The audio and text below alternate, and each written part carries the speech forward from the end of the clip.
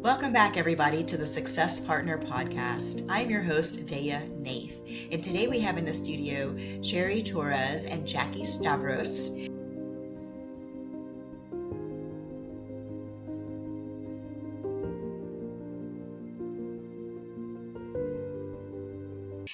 Who are award-winning authors of the book Conversations Worth Having. So I am so, as you know, I love having authors in the studio. They have so much to teach us and give us information on. And we were just talking before we started recording about how these conversations are so important and how the appreciative inquiry is the other AI that we can use at work. And I just want to, I want to get started. I want to jump right in. So who would like to jump in on how you gals started working together and what you do? Sure. So how did we start working together?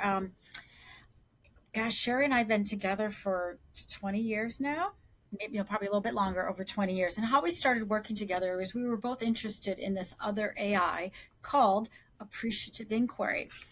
And Appreciative Inquiry really stands for asking questions, inquiry of value and value the situation. And we were doing this with organizations. Cheri had a practice experiential learning company she owned. So we knew appreciative inquiry works great in organizational life. And so we wanted to look at it. How do you just bring it into like everyday living? And we came together over 20 years ago and we wrote this first book called Dynamic Relationships, Unleashing the Power of Appreciative Inquiry in Daily Living. And we were trying to, it worked for a little bit, force feed the appreciative inquiry, it's called a 5D cycle, into how you could use it every day. And fast forward about 10 years after that book was published, we wanted to do what we thought was a second edition of Dynamic Relationships. And we had a great publisher willing to work with us called Barrett Kohler. And their mission is creating environments that work for everyone. And what we learned through bringing appreciative inquiry into everyday living is really in our conversations. And that became so clear when they helped us pick out the title of the book. Just think about that. When you wake up in the morning to when you go to bed at night, how much of your awake hours are you in conversations with yourself, on podcasts, on interviews, on phone calls and meetings? It's like everything we do. So that's kind of how we came together and we got it. It took us 20 years to get there, but appreciative inquiry feels productive, meaningful engagement, and it's in our conversations. Did I miss anything out on that story, Cheri? Nope. Great summary. Yeah.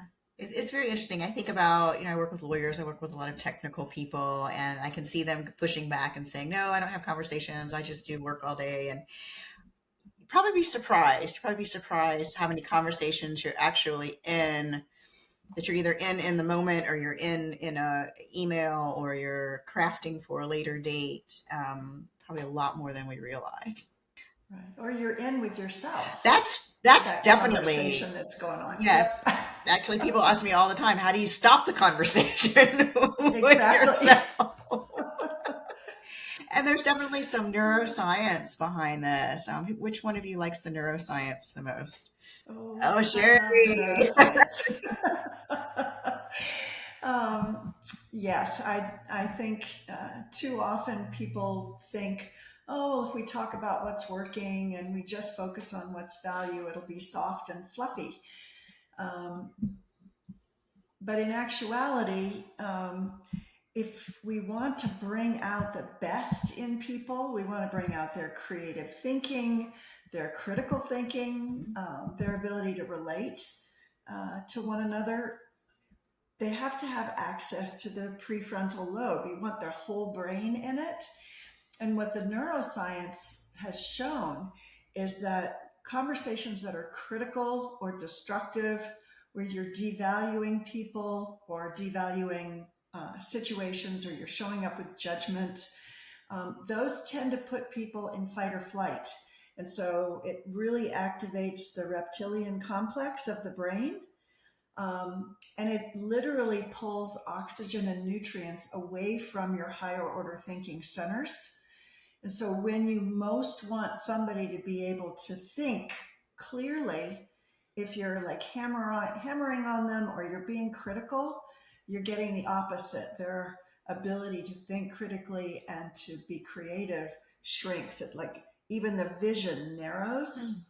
Whereas if you're in a conversation worth having where you're inquiring into what is of value, what adds value, um, and you're engaged in conversations about what you want or what you want more of instead of what you don't want, that literally changes the chemistry of our nervous systems.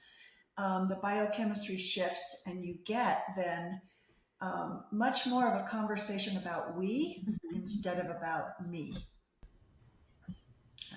Yeah, that makes sense. So, you're talking about in your work also some powerful communication practices. Can you share a little bit more about that?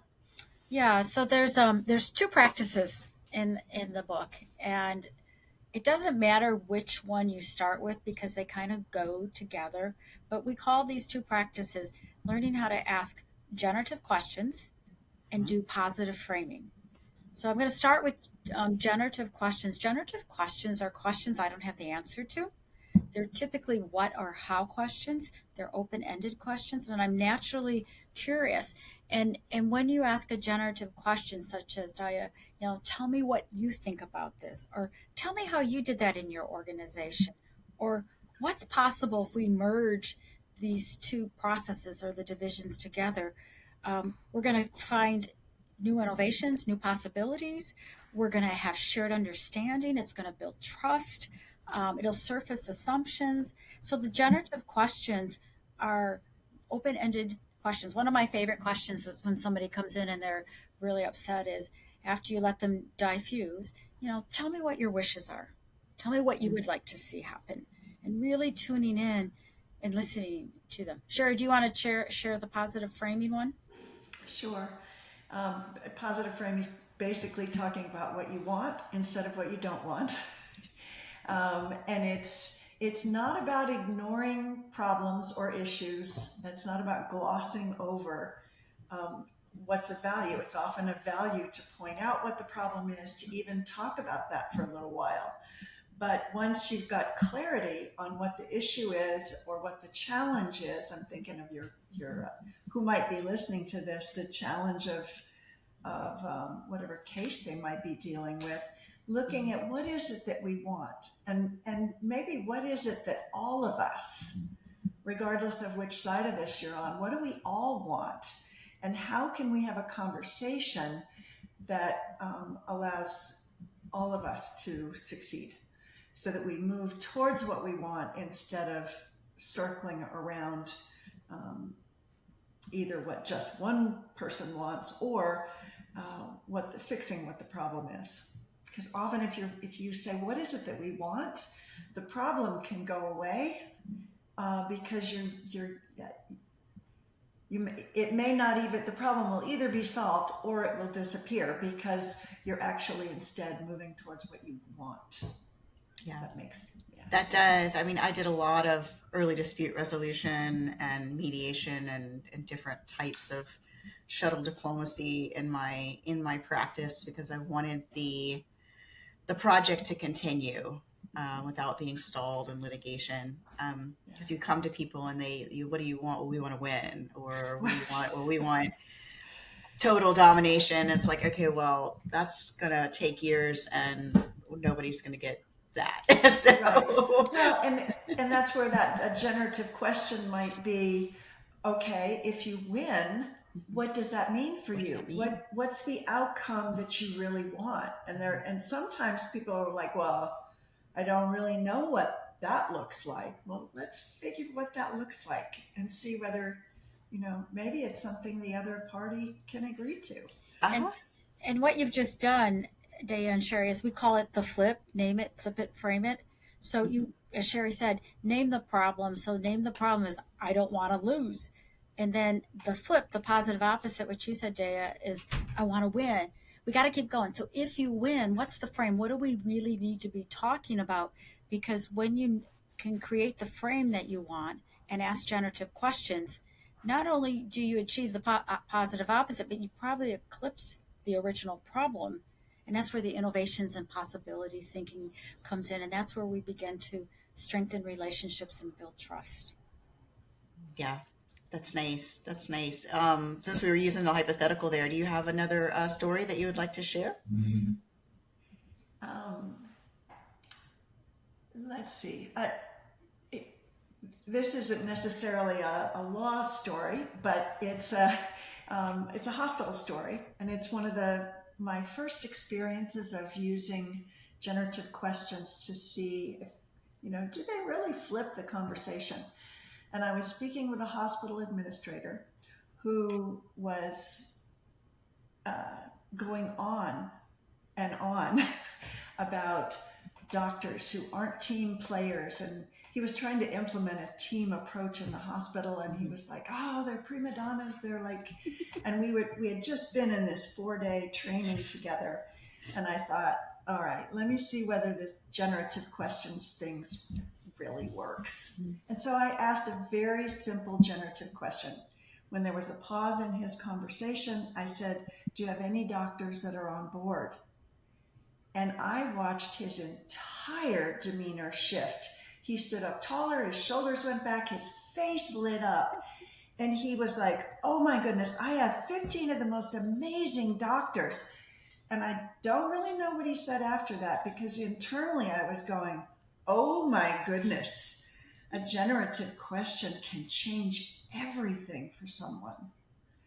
And so now we were talking about how do we achieve more of what he's already started and moving forward. So it can be very simple and extremely powerful. Yeah, it's amazing. It kind of just reframed things completely from Yeah. like turn the light on. Yes, exactly.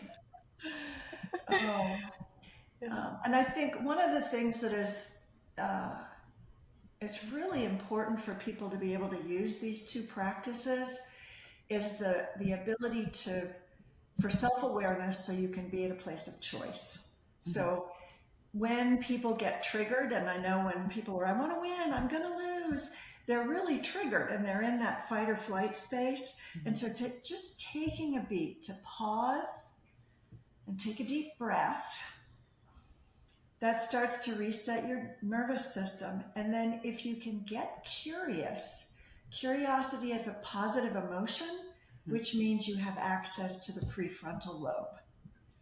And so if you can get curious about, oh, what don't we know? Or what is it that I really want if I win? Now you're in a completely different conversation. Yeah, and we call that the tuning in. We actually have it's probably the shortest chapter, but it's so important to learn to tune in. And Harvard Business Review in 2018 did an entire issue, not an article, on the power of curiosity to build your business practices, how healthy it is, how good it is for your employees, an entire issue on the business case of curiosity. That's amazing. That's amazing. So just switch over to the book for just a second. Like what surprised you most when you were writing it, or what came up for you when you guys were writing the book? Our conversations are everything. Yeah. That was because we knew we wanted to bring in appreciative inquiry in daily living, and we knew what appreciative inquiry could do, and to realize our conversations are the heart of how we interact. Think about this. It's a quote in the book by David Cooperrider, who is the creator of appreciative inquiry. Our lives and the organizational lives, the practices we have, flourish or flounder one conversation at a time. I love that. That's so wonderful. Yeah. Great. Well, I will have a link to the book in the show notes. Where else can people find you? So we're at conversationsworthhaving.today, or the short version, cwh.today.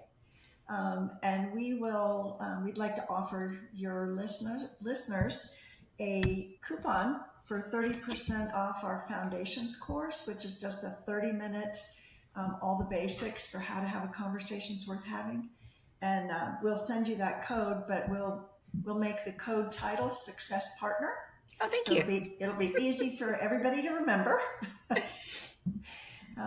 Yeah, and we would welcome anyone to join us in helping everybody to have conversations worth having. It's amazing. I really appreciate it. Well, thank you so much, Cheri and Jackie, for coming on the show today. And to our listeners, this has been another episode of the Success Partner Podcast.